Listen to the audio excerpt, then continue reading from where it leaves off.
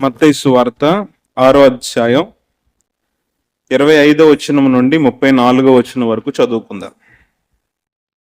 మత్తయి సువార్త 6వ అధ్యాయం 25వ వచనం నుంచి 34 వరకు.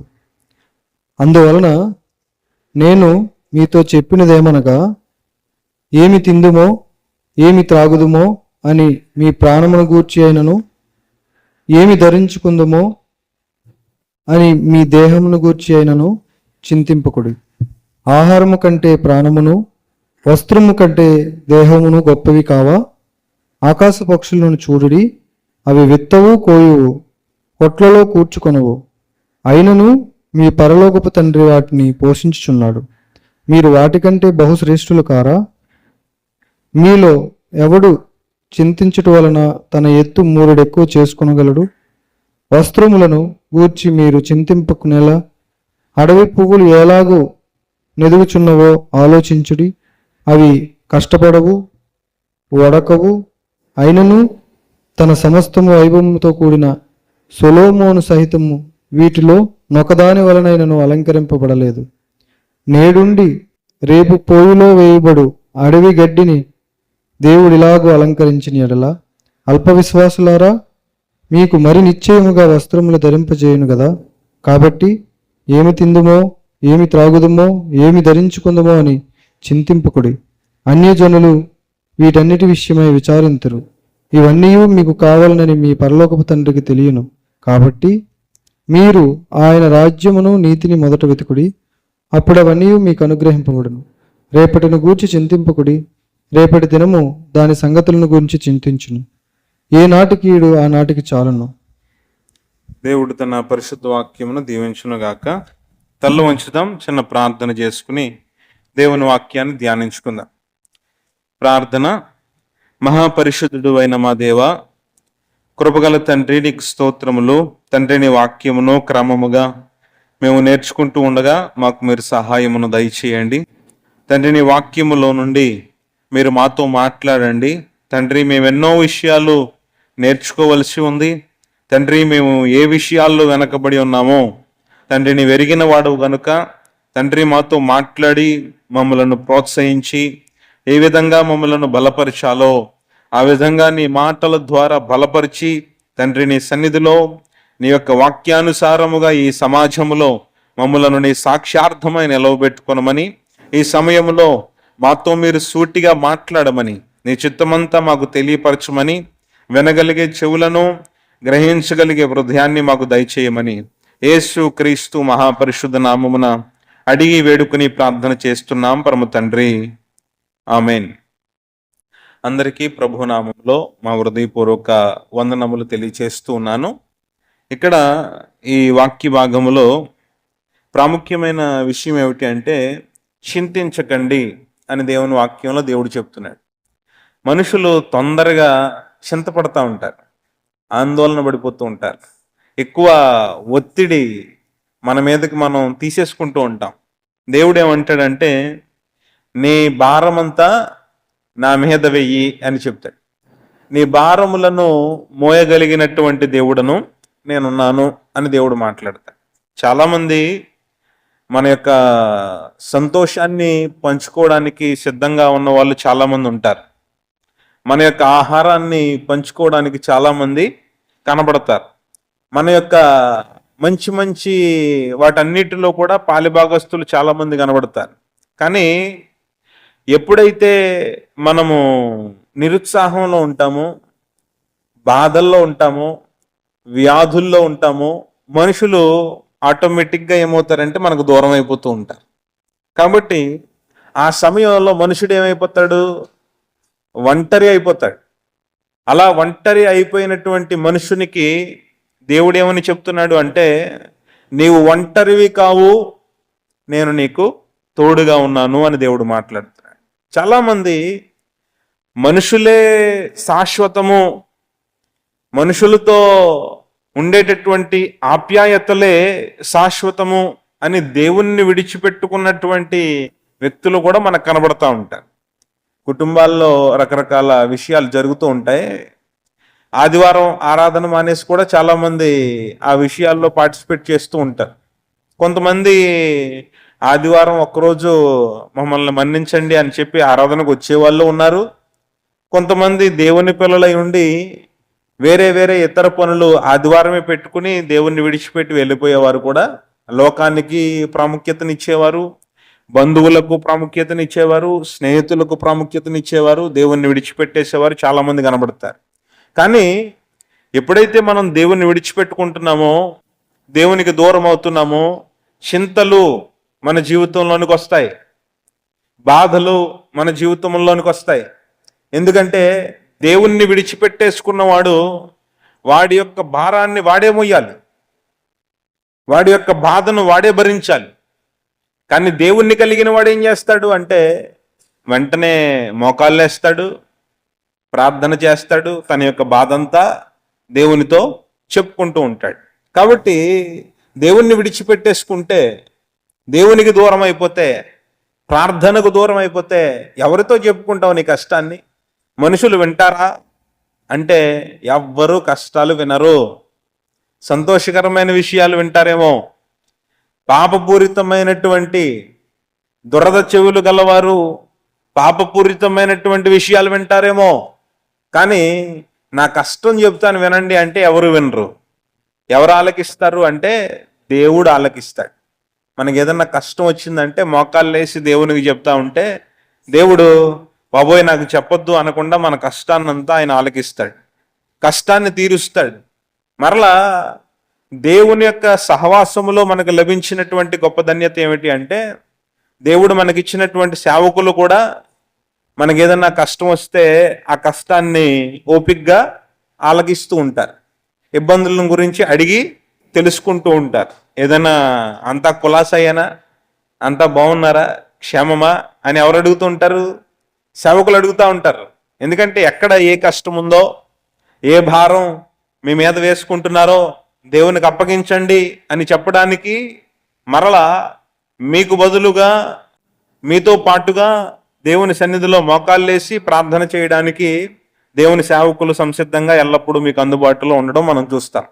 తర్వాత భక్తి కలిగినటువంటి విశ్వాసులు, భక్తి కలిగినటువంటి సహోదరులు ఏం చేస్తారు అంటే ఒకరి యొక్క యోగక్షేమములను తెలుసుకుని భక్తి కలిగిన వారు ఏం చేస్తారంటే ఇతరుల కోసం ప్రార్థన చేస్తూ ఉంటారు. లోకంలో ఇటువంటి సహవాసం మనకు దొరకదు. ఇది దేవుడు ఏర్పాటు చేసినటువంటి విధానం.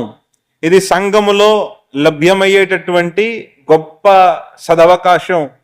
దేవుని సన్నిధిలోనే దేవునితో మనం మాట్లాడగలం. మోకాళ్ళు వేస్తే అక్కడ దేవుని సన్నిధి ఉంటుంది. దేవుడు మన మాటలు ఆలకిస్తూ ఉంటాడు. ఆయనతో మన యొక్క గోడంతా మనం చెప్పుకోగలం. దానికి మనం దూరం అయిపోతే ఎవరితో మన యొక్క కష్టాన్ని మనం షేర్ చేసుకోగలం? ఎవరితో మన యొక్క బాధను షేర్ చేసుకోగలం? మనుషులతో అంటే అది అబద్ధం. మనుషులు మీ యొక్క కష్టాన్ని ఆలకించరు. కొంతమంది ఆలకించిన ఒకవేళ ఏమని అనుకుంటారు? మీ మీద కోపం ఉన్నవాడైతే, మీ మీద ద్వేషం ఉన్నవాడైతే ఏమనుకుంటాడు? బాగా జరిగింది ఇతనికి, బాగా మంచి భలే కష్టం వచ్చింది అని సంతోషపడతారు కొంతమంది.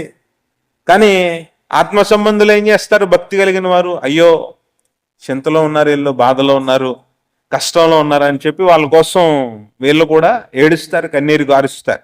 కాబట్టి ఇక్కడ దేవుడు ఏం చెప్తున్నాడంటే చింతపడుతున్నటువంటి మనుషులారా మీరు దేవుని మీద నమ్మకం ఉంచండి, విశ్వాసం ఉంచండి, దేవుని మీద ఆధారపడండి. మీరు చింతపడద్దు. చింతపడుట మూలముగా మీరు ఒక మూరెడు ఎత్తు కూడా చేసుకోలేరు, కొంచెం తగ్గించుకోలేరు. చింతించటం మూలంగా ప్రయోజనం ఏమీ లేదు అని వాక్యం చెప్తుంది. చింత మూలంగా ప్రయోజనం లేదు అని వాక్యం చాలా స్పష్టంగా చెప్తుంది.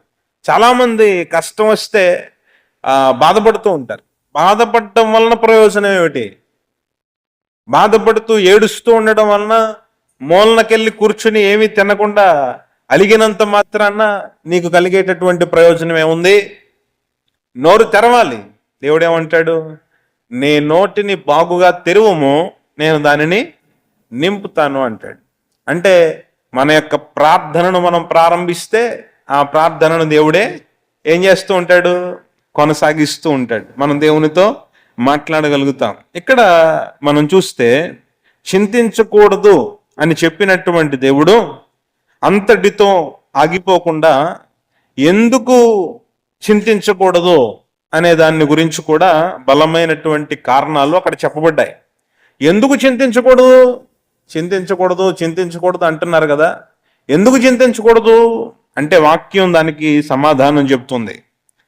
దేవుడట మనకు దేహాన్ని ఇచ్చాడు, ప్రాణాన్ని ఇచ్చాడు. ఈ దేహం ఇచ్చినటువంటి దేవునికి, ప్రాణం ఇచ్చినటువంటి దేవునికి మనకు ఆహారం పెట్టాలనే విషయం తెలీదా? తెలుసు. ఒక పెద్దలు మాట్లాడేటటువంటి ఒక మాట ఉంటుంది, ఏమిటంటే నారు పోసిన వాడే నీరు పోస్తాడు అంటారు. అంటే దాని అర్థం ఏమిటి? జన్మింపజేసినటువంటి దేవుడే నిన్ను బ్రతికింపజేస్తాడు, జీవింపజేస్తాడు. జీవించడానికి కింద మీద తలకిందులు అయిపోవద్దు, ఆందోళన పడిపోవద్దు, చింత పడిపోవద్దు. దేవుడే నిన్ను బ్రతికించువాడు, జీవమిచ్చువాడు. ఈ విషయాన్ని రెండు విధాలుగా ఆలోచన చేయొచ్చు. భౌతికంగా, శారీరకంగా దేవుడు మనలను బ్రతికిస్తాడు. అలాగే ఆత్మ సంబంధంగా కూడా మనకు జీవమును అనుగ్రహించే దేవుణ్ణి మనం కలిగి ఉన్నాం. మరి చింతపడొచ్చా అంటే ఏమాత్రము చింతపడకూడదు. మనకు కావలసినటువంటి, మనకు అవసరమైనటువంటి ఆహారాన్ని దేవుడు మనకిస్తాడు, అలాగే వస్త్రాన్ని దేవుడు మనకిస్తాడు. అందుకే ప్రభువు వారు ప్రార్థన నేర్పేటప్పుడు ఏమని ప్రార్థన చేయాలని చెప్పారు? నేడు మాకు కావలసిన అనుదిన ఆహారము మాకు దయచేయము. ఆహారం కోసం దేవుణ్ణి ప్రార్థిస్తే చాలు, దేవునితో చెప్పుకుంటే చాలు, మన అవసరతల కోసం దేవుని సన్నిధిలో మోకాళ్ళేస్తే చాలు. చింతపడటం మూలంగా ఎటువంటి ప్రయోజనం లేదు అనేది మనం చాలా స్పష్టంగా అర్థం చేసుకోవాల్సినటువంటి విషయం. తర్వాత జీవనాధారమును దేవుడే అనుగ్రహించాడు. జీవనాధారమును దేవుడే అనుగ్రహించాడు. ఈ విషయం దేవుని వాక్యంలో చెప్పబడింది. ఏమిటంటే మనం బ్రతుకుతున్నాం, ఏదో ఒక పని చేసుకుని బ్రతుకుతున్నాం, ఏదో ఒక ఉద్యోగం చేసుకుని బ్రతుకుతున్నాం, ఏదో ఒక వ్యాపారం చేసుకుని బ్రతుకుతున్నాం. మనుషుడు ఏమనుకుంటూ ఉంటాడంటే నా కష్టం మూలంగా నేను బ్రతుకుతున్నాను, నా యొక్క ప్రయాసం మూలంగా నేను బ్రతుకుతున్నాను, నేను కూర్చుకోవడం మూలంగా నేను బ్రతుకుతున్నాను అనుకుంటాడు. కానీ దేవుడు ఈ సర్వ సృష్టిని సృజించినప్పుడు, మనుషుని సృజించినప్పుడు మనుషుడు ఏ విధంగా పోషించబడాలో దానికి కావలసినటువంటి ఆధారాన్ని కూడా అనుగ్రహించాడు, వనరులను కూడా అనుగ్రహించాడు. ఈ భూమి మనకు జీవనాధారం. ఈ భూమిలో నుండే మనం పంటలు పండించుకుంటాం కదండి. మనకి నీళ్లు దేవుడు అనుగ్రహించాడు, ఆ నీటినే ఉపయోగించుకుని మనం సేద్యం చేసుకుంటూ ఉంటాం కదా. ఆ విధంగా మనకు కావలసినటువంటి వనరులన్నిటినీ కూడా దేవుడే అనుగ్రహించాడు.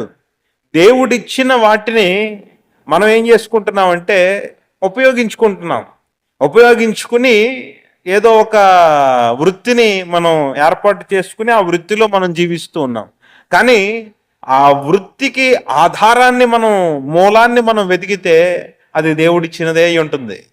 మనం సొంతంగా కనిపెట్టిందేమీ ఉండదు. దేవుడు సృష్టించిన దానినే మనం ఏం చేసుకుంటున్నాం అంటే ఉపయోగించుకుంటున్నాం. ఏ విధంగా ఉపయోగించుకోవాలో మన జ్ఞానాన్ని వాడుకుని దాన్ని మన యొక్క జీవనానికి ఉపయోగించుకుంటున్నాం. కాబట్టి మనిషిని కలుగజేసినప్పుడే దేవుడు దానికి కావలసిన వాటిని కూడా అనుగ్రహించాడు. ఏ విధంగా బ్రతకాలో దేవుడు దాని ఏర్పాట్లు ముందే చేసి ఉంచాడు. కావలసినటువంటి ఆకుకూరలు తింటానంటే ఆకుకూరలు ఈ భూమిలో పండుతాయి, మాంసం తింటానంటే జంతువులను దేవుడు అనుగ్రహించాడు, పని చేసుకుంటానంటే రకరకాల పనులు మనం ఏర్పాటు చేసుకున్నాం. కాబట్టి అన్ని దేవుని మూలంగానే ఏర్పడ్డాయి. ఒక ఉదాహరణ మీకు చెప్తాను. ఒక పిల్లవాడు గర్భంలో ఉన్నాడు అంటే ఒక స్త్రీ పిల్లవాడికి జన్మనిచ్చే ముందు 9 మాసాలు ఆ బిడ్డని కడుపులో మోస్తుంది. మోసిన తర్వాత ఆ బిడ్డకి జన్మనిచ్చినప్పుడు అప్పటి నుండి తల్లి పాలు ప్రారంభమవుతాయి. తల్లికి పాలు ఇవ్వడం ప్రారంభమవుతుంది. ఎందుకు అంటే ఆ బిడ్డ బ్రతకడానికి, ఆ బిడ్డకు కావలసినటువంటి ఆ పాలను కూడా దేవుడే కలుగు చేశాడు, ఆ విధానాన్ని పెట్టాడు. మనిషి లోకంలోనికి వచ్చేటప్పుడు అతడు ఏ ఆహారాన్ని తీసుకోవాలో దేవుడు వచ్చే టయానికి ఆ స్త్రీకి ఆ తల్లి పాలను దేవుడు ఇస్తాడు.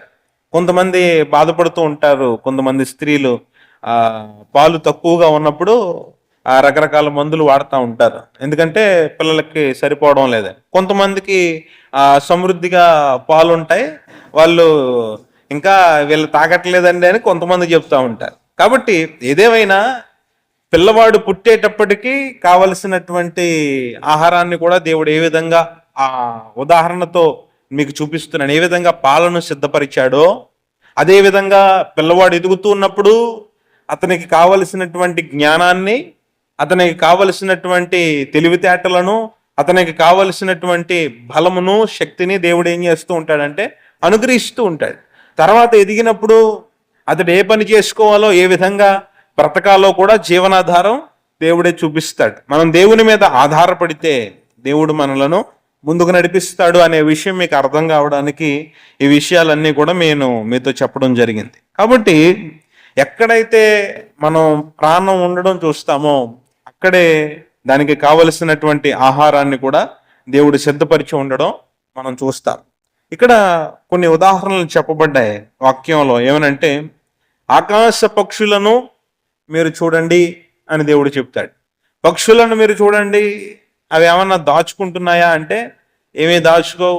పండించుకుంటున్నాయా అంటే ఏమీ పండించుకోవు. ఏమీ చేయనటువంటి పక్షులను కూడా దేవుడు ఏం చేస్తున్నాడు, పోషిస్తున్నాడు. అవి రాత్రి అయితే గూట్లోకి వెళ్ళిపోతాయి, విశ్రాంతి తీసుకుంటాయి, మరలా ఉదయం కాగానే ఆ గూట్లోంచి బయటకు వస్తాయి. ఏ ఆహారాన్ని తినాలి, ఏ విధంగా సంపాదించుకోవాలి అనే చింత వాటికి ఉండదు.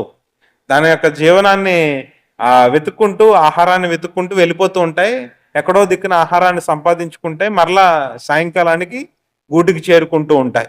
మనుషులే ఏం చేస్తూ ఉంటారు, కావలసినదంతా దేవుడిచ్చినా సరే, సమృద్ధిని దేవుడిచ్చినా సరే, కొంతమంది మనుషుల్లో ఈ స్వభావాన్ని మనం చూస్తాం.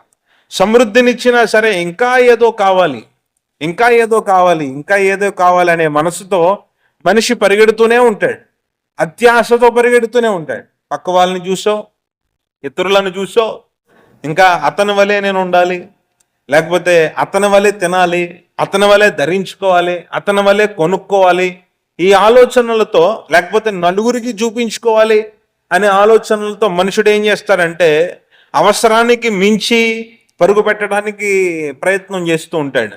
ఈ అవసరానికి మించి పరుగు పెట్టడం మూలంగా ఏమైపోతూ ఉంటాడంటే అలసిపోతూ ఉంటాడు, అలసిపోయి వాలిపోతూ ఉంటాడు. కొన్నిసార్లు చింతకు గందరగోళమైనటువంటి స్థితిలోనికి వెళ్ళిపోతూ ఉంటాడు. కాబట్టి దేవుడు ఏమంటాడంటే వాక్యంలో ఒక మాట ఉంటుంది, సంతృప్తి కలిగి ఉండ నేర్చుకొనుడి అంటాడు. ఏమిటా మాట? సంతృప్తి కలిగి ఉండ నేర్చుకునుడి. అత్యాశకు పోతే ఇంకా కావాలి, ఇంకా కావాలనే మనసుతో నీవు పరిగెడితే ఇక ఆ పరుగుకి అంతం లేదు. దేవుడు మనకిచ్చినదే సంతోషం, మనకిచ్చినదే సంతోషంగా మనం తినాలి, మనకిచ్చినదే మనం సంతోషంగా ధరించుకోవాలి, మనకిచ్చినటువంటి వాహనముల్లోనే సంతోషంగా మనం జీవించాలి. దేవుడు ఆహారం ఇస్తే దీనికంటే శ్రేష్టమైన ఆహారం ఇంకా ఇతరులు తింటున్నారని చింతపడుతున్నాం అనుకోండి, దీంట్లో మనం సంతృప్తిని అనుభవించలేం. మంచి వస్త్రాలను దేవుడు ఇస్తే ఇంకా ఎవరో ఇతరులను చూసి వాళ్ళు ఇంకా మంచి వస్త్రాలు కట్టుకుంటున్నారు, వాళ్ళ లాంటి వస్త్రాలు ఉంటే బాగున్ను అని నేను అనుకుంటే ఇందులో నేను సంతృప్తి కలిగి ఉండలేను. నాకు ఇచ్చిన వాహనాన్ని నేను చిన్నగా చూసి ఇతరులు ఏదో పెద్ద వాహనంలో వెళ్తున్నారు, పెద్ద బండి వేసుకుని వెళ్తున్నారు, పెద్ద కారు వేసుకుని వెళ్తున్నారని నేను అనుకుంటే నా బండిలో నేను, నా కారులో నేను సంతోషంగా వెళ్ళలేను. నా కుటుంబంతో ఇతరులను పోల్చుకుని నేను ముందుకు సాగితే నా బిడ్డలతో, నా భార్యతో నేను సంతోషంగా జీవించలేను. కాబట్టి దేవుడు ఏమని చెప్తున్నాడంటే మీరు దేవుడు మీకు ఇచ్చిన వాటిలో సంతృప్తి కలిగి ఉండండి. దేవుడు ఇచ్చిన వాటిని బట్టి దేవుణ్ణి స్తుతించండి, సంతోషంగా మీరు జీవించండి, చింతపడకండి. లేనిపోని చింత మూలంగా అనవసరంగా మీరు ఆందోళన గురవుతారు, మీ జీవితాన్ని నష్టపోతారని దేవుడు చెప్తున్నాడు. మనం చదివినటువంటి వాక్య భాగంలో ఒక మాట ఉంటుంది, ఏమిటంటే 34వ వచనంలో రేపటిని గూర్చి చింతింపకుడి, రేపటి దినము దాని సంగతులను గూర్చి చింతించును. ఏనాటి కీడు ఆనాటికి చాలును. ఈరోజు జరిగింది చాలు, మరలా రేపును గురించి కూడా నీవు ఈనాడే చింతపడిపోవద్దు. రేపును గురించి కూడా ఈరోజే ఆందోళన పడిపోవద్దు. రేపు ఏం జరుగుతుందో, రేపు ఎలా ఉంటుందో అని ఈరోజే మనశ్శాంతి లేకుండా బ్రతికితే నీకు ఇంకా సంతోషం ఉండదు. అందుకే దేవుడు ఏమంటున్నాడంటే, ఏనాటి కీడు ఆనాటికి చాలు, రేపటిని గురించిన సంగతులు తర్వాత దాన్ని విడిచిపెట్టే అని దేవుడు చాలా స్పష్టంగా ఇక్కడ తెలియచేస్తూ ఉన్నాడు. కాబట్టి చింతించటం మూలంగా ఎటువంటి ప్రయోజనం లేదు. కాబట్టి చింత దేవుని పిల్లల్లో ఉండకూడదు. విశ్వాసం కలిగి దేవుని పిల్లలు ముందుకు వెళ్ళాలి. ఇక్కడ ఒక మాట ఉంటుంది, మీరు చదివినట్లయితే 30వ వచనంలో అక్కడ అల్ప విశ్వాసులారా అని మాట్లాడతాడు. అల్ప విశ్వాసులారా, మీరు ఎందుకు చింతపడుతున్నారు? దేవుడు మిమ్మలను శ్రేష్టమైన వారిగా చూస్తూ ఉంటే, గొప్పవారిగా చూస్తూ ఉంటే, మీరేమో మీ యొక్క విలువను తెలుసుకోకుండా మీరు చింతపడుతూ అవిశ్వాసంతో మీరు బ్రతుకుతున్నారు. ఎలా ఉంటున్నారు అంటే 31వ వచనంలో ఆయన అంటాడు, మనుషులు అన్యజనులు ఉన్నారు. అన్యజనులు అంటే దేవుని ఆశ్రయించిన వారు ఉన్నారు, దేవుని ఎరగని వాళ్ళు ఉన్నారు. వాళ్ళు ఏం చేస్తున్నారు? ఏమి తిందుమా, ఏమి త్రాగుదుమా, ఏమి ధరించుదుమా అని చింతపడుతున్నారు. వాళ్ళు దేవుణ్ణి ఎరగని వాళ్ళు. చింతపడినా చింతపడచ్చు, అది అర్థవంతమైనదే. కానీ దేవుణ్ణి ఎరిగిన వాళ్ళు ఏమి తింటామా, ఏమి ధరించుకుంటామా, ఏమి త్రాగుతామా అని చింతపడకూడదు. అందుకే ఆయన అంటున్నాడు, మీరు ఎలా ఉన్నారు అంటే అల్ప విశ్వాసంతో ఉన్నారు. మీ విశ్వాసం బలంగా లేదు, అల్ప విశ్వాసంతో ఉన్నారు, బలహీనమైన విశ్వాసంతో ఉన్నారు. అందుకే మీరు చిన్న చిన్న వాటి కోసం, దేవుడు ఇచ్చిన వాటి కోసం, ఇంకా ఇవ్వబోయే వాటి కోసం కూడా మీరు ఈనాడే చింతపడుతున్నారు. అన్యజనుల వలె మీరు ఉండవద్దు. అన్యజనులు అలాగున విచారిస్తారు, చింతపడతారు. మీరు ఆ విధంగా చింతపడడానికి వీల్లేదు. మీరు దేవుని మీద ఆధారపడాలి, బలమైనటువంటి విశ్వాసంతో ముందుకు సాగాలి. దేవుడే చూసుకుంటాడు. ఆయనే నన్ను పుట్టించిన వాడు, ఆయనే నన్ను బ్రతికిస్తున్నవాడు, రేపు కూడా ఆయనే బ్రతికిస్తాడు. ఈనాడు బ్రతికించిన దేవుడు రేపెందుకు నన్ను మరిచిపోతాడు? ఆకాశ పక్షులను బ్రతికిస్తున్నటువంటి దేవుడు నన్నెందుకు బ్రతికించడు కదండి? ఆ వాటికంటే నేను శ్రేష్టమైన వాడిని కానా అని ఎవరికి వారు ఆలోచించుకుని దేవుని మీద ఆధారపడడం, విశ్వాసంతో ముందడుగు వేయడం మనం ప్రారంభించినప్పుడు దేవుని యొక్క ఆశీర్వాదాన్ని అనుభవించగలుగుతాం. తర్వాత ఆయన అంటాడు, అన్యజనుల వల్లే మీరు ఉండకుండా బలమైనటువంటి విశ్వాసంతో మీరు ఉండాలి అని చెబుతూ, మీరు దేవుని రాజ్యమును ఆయన నీతిని వెదకండి. మొదట దేవుని రాజ్యమును ఆయన నీతిని వెదకండి, అప్పుడు అవన్నీ మీకు అనుగ్రహించబడును. దేవుని రాజ్యాన్ని గురించినటువంటి ఆలోచన ఈనాడు దేవుని పిల్లలకు లేకుండా పోతాం. నీతిని గురించిన ఆలోచన దేవుని పిల్లలకు లేకుండా పోతుంది. ఎలాగున బ్రతకాలి దేవుని పిల్లలు? నీతిగా బ్రతకాలి. నీతి విడిచిపెట్టేసి అపరాధములతో, పాపముతో, లోక సంబంధమైనటువంటి విషయాలతో జీవిస్తే మనం దేవుని యొక్క ఆశీర్వాదాన్ని పొందుకోలేం. దేవుని దగ్గర నుంచి మనం పొందుకోవలసినవన్నీ కూడా నిలిచిపోతాయి. ఎందుకంటే మనం ఏం చేయలేకపోతున్నాం? మొదటి స్థానం దేవునికి ఇవ్వలేకపోతున్నాం. ఆయన నీతిని, ఆయన రాజ్యమును వెతకలేకపోతున్నాం. ఎవరైతే దేవుని మీద సంపూర్ణంగా ఆధారపడిన వాళ్ళు ఉన్నారో వాళ్ళు దేనికి ప్రాధాన్యతనిస్తారంటే, ఈ భూమి మీద ఉన్నంతకాలం చాలా జాగ్రత్తగా బ్రతకాలి అని నీతిగా వారు జీవిస్తూ ఉంటారు. తర్వాత దేవుడు నా కోసం ఒక రాజ్యాన్ని ఆయన సిద్ధపరుస్తూ ఉన్నాడు. ఆ రాజ్యానికి నేను ఎప్పటికైనా వెళ్ళిపోతాను, ఇక్కడ నేను శాశ్వతంగా ఉండేవాడిని కాదు. కాబట్టి నీతితో ఇక్కడ ఉన్నంతకాలం జాగ్రత్తగా బ్రతికి దేవుడు నా కొరకు సిద్ధపరుస్తున్నటువంటి బహుమానాలన్నిటినీ, ఆశీర్వాదాలన్నిటినీ ఆయనతో నిత్యం సహవాసం చేసి ఆ సమయాన్ని పొందుకోవడం కోసం నేను ఇక్కడే సిద్ధపడతాను, దానికి యోగ్యునిగా నేను ఉంటాను అని చెప్పి నీతితో దేవుని రాజ్యం కోసం ఎదురు చూసేవాడే నిజమైనటువంటి విశ్వాసి. కాబట్టి జాగ్రత్తగా మనం ఈ విధంగా జీవించాలని వాక్య భాగం అంతటిలో మనకు చెప్పబడింది. పేతురు రాసిన మొదటి పత్రికలో 5వ అధ్యాయం 7వ వచనంలో ఒక మాట ఉంటుంది, ఏమిటంటే ఆయన మిమ్మును గూర్చి చింతించుచున్నాడు గనుక మీ చింత యావత్తు ఆయన మీద వేయుడి. ఎవరు చింతిస్తున్నారు మన కోసం? దేవుడు మన కొరకు చింతపడతా ఉన్నాడు. ఎవరు చింతపడతారండి మన కోసం? మన కోసం ఎవరు బాధపడతారు? ఎవరు బాధపడతారంటే భూలోకంగా, భూ సంబంధంగా మనం ఆలోచన చేస్తే మనకు జన్మనిచ్చినటువంటి తల్లిదండ్రులు, అది కూడా మంచివారైతే ఏం చేస్తారు? పిల్లల కోసం ఆలోచన చేస్తూ ఉంటారు. ఆందోళన పడుతూ ఉంటారు. పిల్లల భవిష్యత్తు ఎలా ఉంటుందో, వీళ్ళు భక్తి విశ్వాసాలతో ముందుకు సాగరో, ఎక్కడైనా తప్పిపోతారో, పడిపోతారో, ప్రార్థనను విడిచిపెట్టేస్తారేమో, సహవాసాన్ని విడిచిపెట్టేస్తారేమో, లేకపోతే లోక స్నేహాల్లో పడతారేమో అని తల్లిదండ్రులు ఎల్లప్పుడూ కూడా పిల్లల గురించి ఆలోచన చేస్తూ ఉంటారు, ప్రార్థన చేస్తూ ఉంటారు. సేవకుల్ని, అయ్యా మా పిల్లల కోసం ప్రార్థన చేయండి అని అడుగుతూ ఉంటారు. ఒక మంచి తల్లిదండ్రులకు ఉండేటటువంటి మనసిది. కొంతమంది పిల్లల్ని ఎలా పడితే అలా విడిచిపెట్టేసిన వాళ్ళు కూడా ఉన్నారు.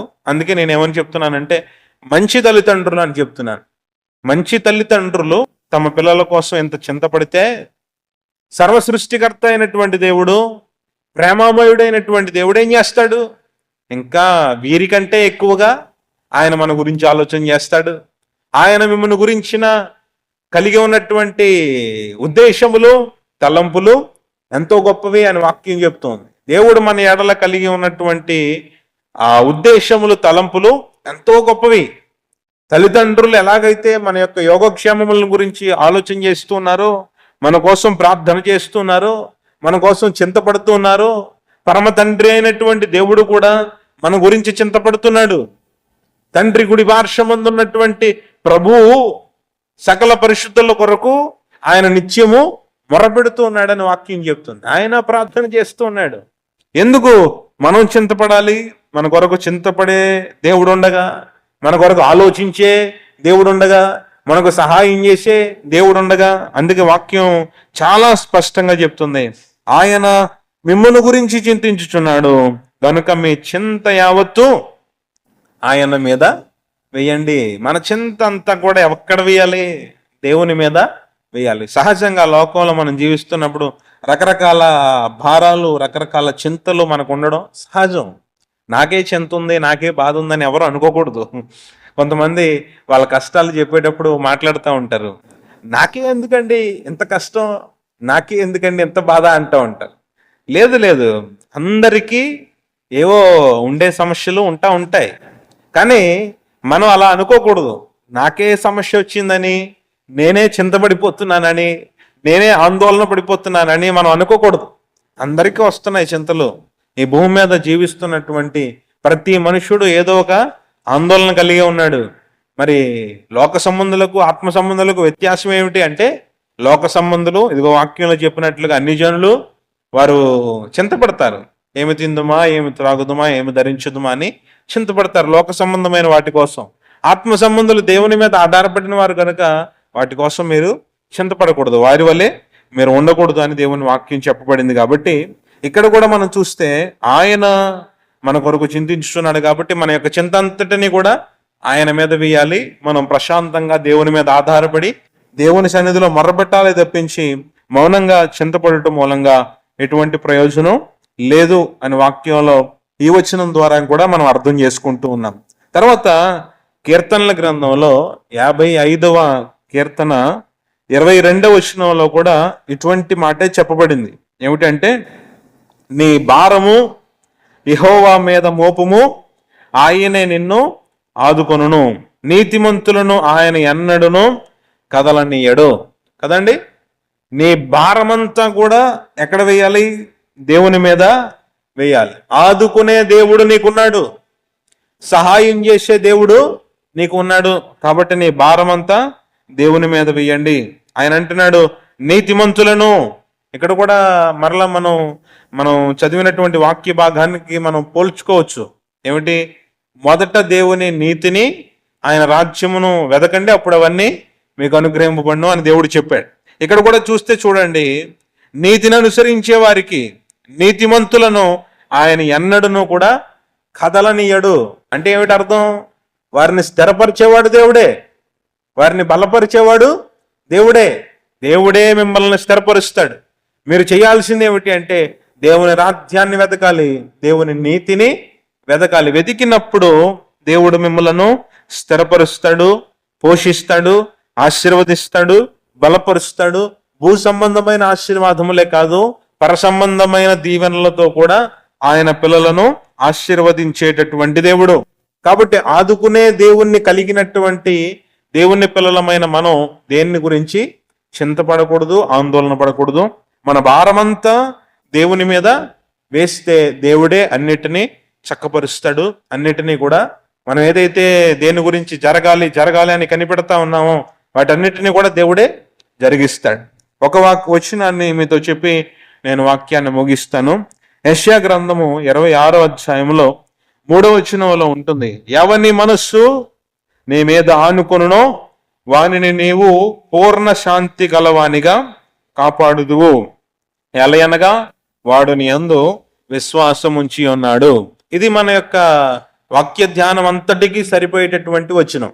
ఎవరైతే వారి మనస్సులో దేవుని మీద ఆధారపడతారో, ఆనుకుంటారో, వారికి దేవుడు పూర్ణ శాంతిని అనుగ్రహిస్తాడు, కాపాడుతాడు. ఎందుకంటే వారు దేవుణ్ణి నమ్మారు కాబట్టి, ఆధారపడ్డారు కాబట్టి, ఆనుకున్నారు కాబట్టి, చింతలన్నీ ఆయన మీద వేశారు కాబట్టి, భారములన్నీ ఆయన మీద వేశారు కాబట్టి, తమ జీవితములను దేవునికి అప్పగించుకున్నారు కాబట్టి దేవుడే పూర్ణ శాంతి గలవానిగా మిమ్మలను కాపాడుతాడు. కాబట్టి దేవుడిచ్చేటటువంటి ఈ శాంతిని, దేవుడిచ్చేటటువంటి సమాధానాన్ని మనం అనుభవిద్దాం. లోక సంబంధుల వల్ల చింతకు గురి కావద్దు, ఆందోళనకు గురి కావద్దు, భారములు మీ నెత్తిన పెట్టుకోవద్దు. దేవుడిచ్చే ఈ పూర్ణ శాంతి, సమాధానము దేవుడు మనకందరికీ, ఆయన యందు విశ్వాసం ఉంచిన మనందరికీ అనుగ్రహించును గాక. ఆమెన్ చెప్దామా? ఆమెన్. మీరందరూ వచ్చినందుకు చాలా సంతోషం. మీ అందరికీ మరొకసారి ప్రభు పేరట నా హృదయపూర్వకమైన వందనాలు తెలియచేస్తూ ఉన్నాను. మీ అందరి కోసం మేము నిత్యం ప్రతిరోజు ప్రార్థన చేస్తూ ఉన్నాం. సంఘంలో యథావిధిగా ఉన్నటువంటి ప్రార్థనా అంశాలు మనం ఎరిగినవే. అవి కాకుండా కొత్త విషయాలు ఏమన్నా ఉంటే చెప్పండి, మేము మీకోసం ప్రార్థన చేయడం జరుగుతుంది.